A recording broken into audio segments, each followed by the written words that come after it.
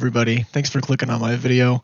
I have a couple of builds here that I want to show you guys. They're all centered around ward and some interesting mechanics, some interactions that are happening with these Legacy of Phrecia ascendancies. I hope that's how you say it.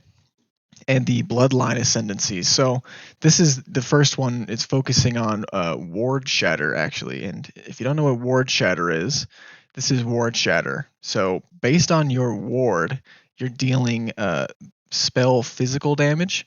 So when your ward breaks, this goes off. It has a 0.5 second cooldown, which I think you can lower with some skill tree nodes. And it does 80% more damage if ward is not broken in the past 2 seconds. So this number, the 250% to 300% base physical, is actually a really big number if you can pump the ward up really high. And I'm going to show you another build in a second, which actually has even higher ward than this. But this is a build that's kind of focusing on that shatter mechanic. So this is the Antiquarian, I think that's how you'd say that. Ascendancy. We have Adrenaline when your ward breaks. We have 100% faster restoration of ward and global defenses on all these small nodes and this big node here. And gain ward instead of armor and evasion from your body armor. So our body armor, we're trying to get as high of a number of either armor and evasion or armor or evasion.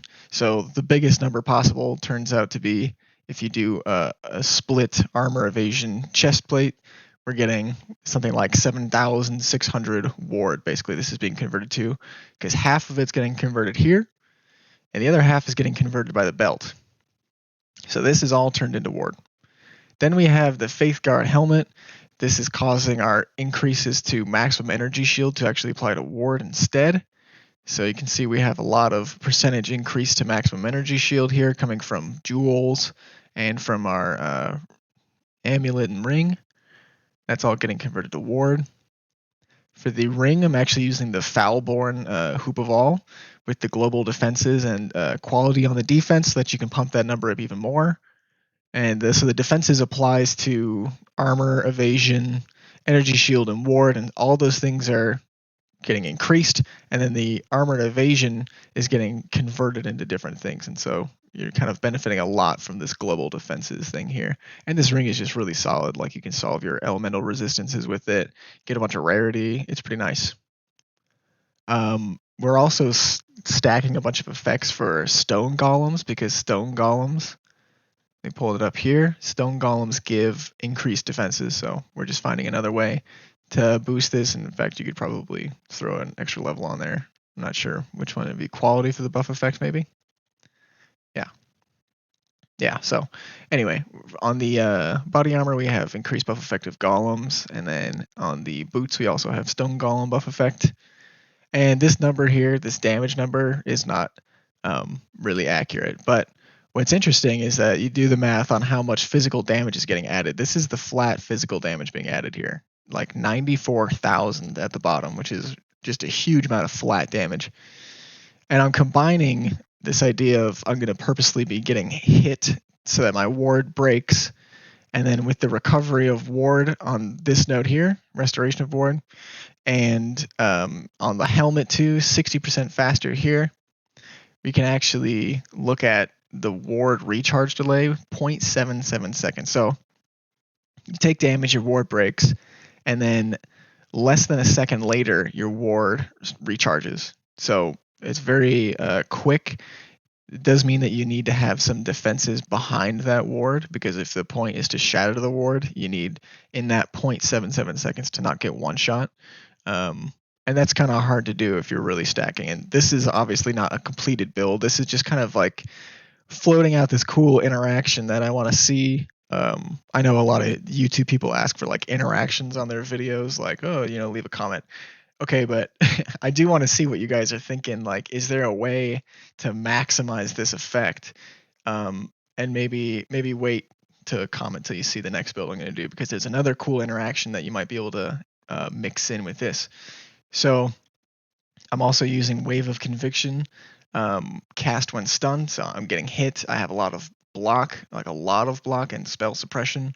So I'm purposefully getting hit to cast this spell over and over again.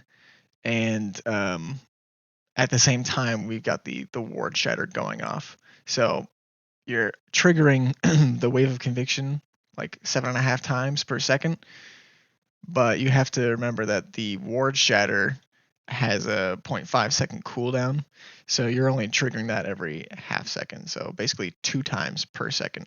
So this damage here is being shot out before any increases to spell damage, which we have a bunch, right? Before any increases, this is the flat that is being pushed out every twice a second, I should say, basically, in a scenario where the enemy can actually even do enough damage to break your ward. So that's kind of another interesting, maybe even problem, is that you want the ward to be big so that this number is big, but if it's too big, then they'll just never even break it. So you kind of don't get to benefit from that. And all this stuff is kind of set up to be like the ideal scenario. If you kind of snapshot the damage, how much could you do? And it's this number divided by like 5 is something like that. Okay, so that's the idea for the ward shatter. I'm going to move on to this other one, which I think is even more exciting. So we all remember, actually, let me real quick go back. Where's my instacker? So this is my actual character on the Keepers League, instacking with the Hand of Thought in Motion. You're the Juggernaut, so you're taking the Undeniable node, gives you accuracy rating. You're basically stacking up all kinds of accuracy rating to get attack speed. You're getting accuracy rating from your intelligence, and you're getting added lightning damage from the Storm Rider boots based on your accuracy rating. So this full DPS here, this is me on like a quote-unquote budget. I mean, it's the first time I've ever had a mage blood, but it's still budget because people can get this number to like 1 billion DPS, which is just absurd. So this build is so good. I was thinking, what build in this Phrecia ascendancy thing could actually maximize this? And sorry, let me just go back. If you look at the ascendancy here, this node is really key. This is the whole build, basically, right?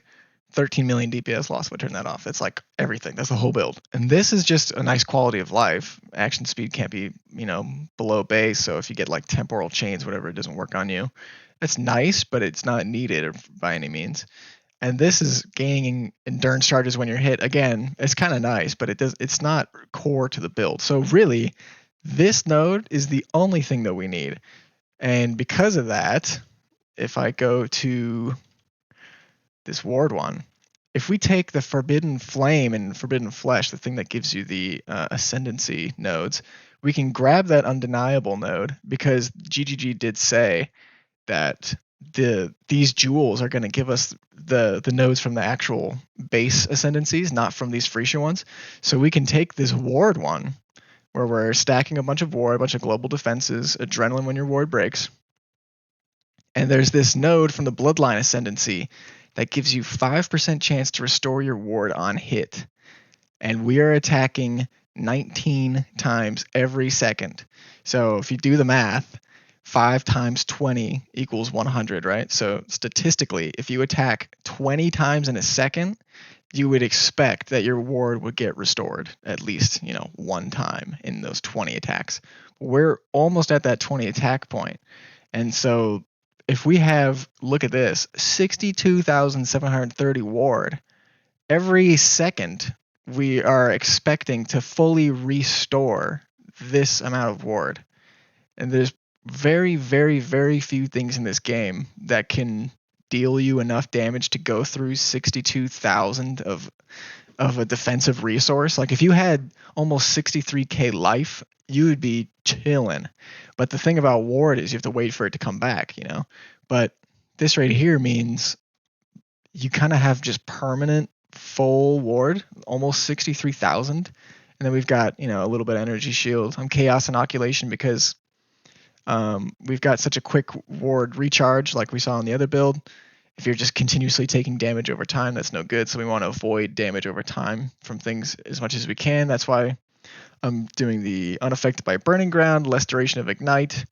This is just to avoid being frozen mostly, but you could probably take damage over time resistance or debuffs expiring faster from the Arakali Pantheon thing.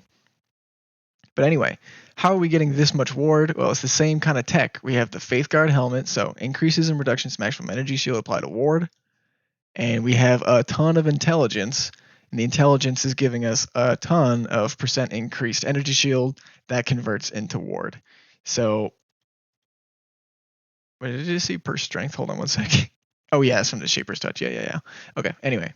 So this build is really very similar to that in-stacking Juggernaut build. It's kind of the same thing, except you're just taking these nodes here and using this belt instead of a Mage Blood, which is cool because a Mage Blood is like 120 Divines or something. These gloves are like 1 Chaos. This helmet, I didn't check, but it can't be much. I should actually check. I'll price check these. Okay, I'm back. The belt is 1 Chaos, maybe 10 for like a decent roll. Dirt cheap. The helmet, dirt cheap. Totally dirt cheap. Let's look at like a high roll on ward, like 80 chaos, which maybe to you that's a lot. I'm not saying I'm like filthy rich or something. I'm not. But 80 chaos is really not much. So the most expensive thing you're going to have is like a max roll on this, which again, not that much money. This is a very, very budget build. These split personalities with int accuracy, I think they're less than a divine right now on Keepers League. Obviously, when this new like league or whatever like short term league starts, it will be expensive to get the int accuracy. But you could get like int and strength, because again, strength gets converted into accuracy. So like there's cheaper versions, like way cheaper versions that people are just like, oh, this is a brick because it's not the right combination, but it'll totally work for you. Like that instacker I showed you that I actually have on Keepers, I had like, 5 divines or something when I started it. And all the videos about it say like, this is not a budget build, but you can totally make the money over time, because once if you just had like 1,000 less int than those builds that are doing 1 billion damage, you're still doing enough damage to, kill even pinnacle bosses like really fast. So it's not too bad. Yeah, that's really cool about this. Very cheap build. There's nothing in here besides like a max roll on these things that's even going to be more than a divine, I don't think. And I guess I haven't played a build that even uses ward like this. I mean, I've had builds that have some ward in there, but I would like to know if people in the comments can tell me. I can't find anything to say that this is wrong. Like, if I have the 5%, 20 attacks per second, am I just immortal? I mean, I don't understand.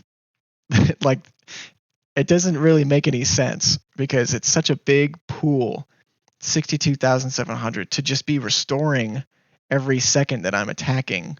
It doesn't seem like that should work that way, but I don't know. And as far as I've seen other people talking about like ward builds with that bloodline ascendancy, it seems like it really does work.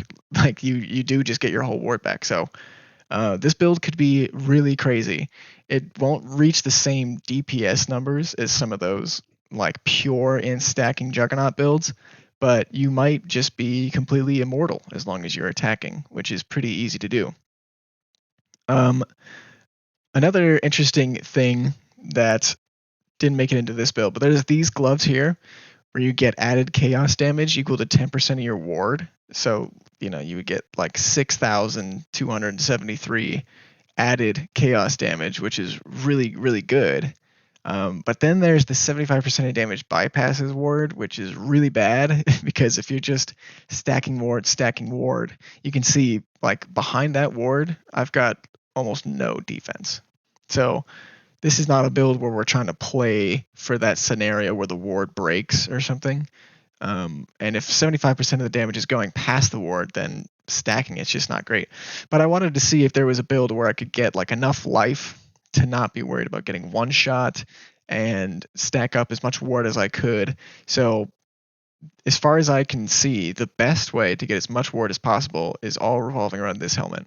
So what ways can you get % increased maximum energy shield? I did a strength stacking build here. And this is kind of like that Juggernaut build along the top of the tree, just flipped. So we're just going along the bottom to get to the split personality here, taking iron reflexes, taking as many inertias to convert dex to int. Wait, that should be, sorry, dex to strength rather. Armor per strength, getting all the things that if you're stacking strength, you're going to get. And actually converting this to chaos damage with Unholy Might. Or do I not have that in this? Oops, that's my bad. No, that's the other build. Forget I said that. But yeah, so the thing is, you would really like to use the Shaper's Touch gloves because based on your strength, you get % increased energy shield. But we need these to be the gloves. So another reason that these gloves are just kind of like if this was like a ring, you know, it would be really cool because you could do something crazy. But so I'm using this Foulborn Scepter here, which gives you energy shield based on strength. It's worse than the Shaper's Touch ratio, but it is there. And then, you know, the other one gives you strength as damage when it's in your main hand. And I'm using Ice Crash of Cadence. As you can see, oh yeah, I'm also using the Replica Alberon's Warpath, which gives you chaos damage based on your strength. So our strength is giving us energy shield. Our energy shield is giving us ward. Our ward is giving us chaos damage. And our strength is giving us chaos damage. So we have a bunch of flat added chaos damage. Try to pump that up as much as we can. If you could find a way to like on these cluster jewels here, you could get the which one is it? Unspeakable Gifts? No. Yeah, Overwhelming Malice. Excuse me. So this one gives you 10% chance to get Unholy Might. Unholy Might converts all of physical to chaos damage. And the really important thing is that you have a 25% chance to apply Withered, which is just like a more damage multiplier. So if you have like 10 stacks of Withered, it's like 20% more damage or something. I can't remember the exact number. Maybe it'll pop over here. Yeah. Withered applies 6%. Okay. So every stack of Withered, you have a 25% chance to apply this. And there's a thing on the tree. And this, if you wanted to come over for the Chaos Mastery, you could get this thing that you have a chance to inflict up to 15 Withered debuffs instead. So that would be good for like clearing maps. But on a boss, if you have 25% chance to apply Withered, you should be applying it if you're attacking rapidly. And this is 5 attacks per second. So still taking that chance to restore your ward on hit, because even at 5 attacks per second, you know, you would expect basically there's a 1/4 or a 25% chance in any given second of doing DPS for you to restore your ward, which is good. So yeah, the strength stacking setup is interesting, but I don't think it has as much potential. I think that the int stacking setup is really interesting because, and I might league start this. I kind of don't want to because I have this other build. I'm going to record a separate video, so go check that out. It's going to be about a mana stacking build, which is not very interesting or exciting at all, but I think is a good guide for maybe people who are like, I don't want to think about it. I just want to play something that's good and, you know, feels smooth to play. So go check that video out if you don't want to do anything too freaky. But if you're interested in the freaky stuff, this build has a ton of potential, and I would really like to see if somebody can let me know any improvements that you think I could do, because like I said, I have very little experience with ward. So yeah. Anyway, thanks for watching the video. Thanks for listening to me rant. I really hope that this is not just totally useless, like ward doesn't restore the way I think it does. Well, I'm pretty sure it does. So this might be an unkillable build. Yeah, anyway, thanks for watching. Have a great day. I'll see you in the next video. Thanks, guys.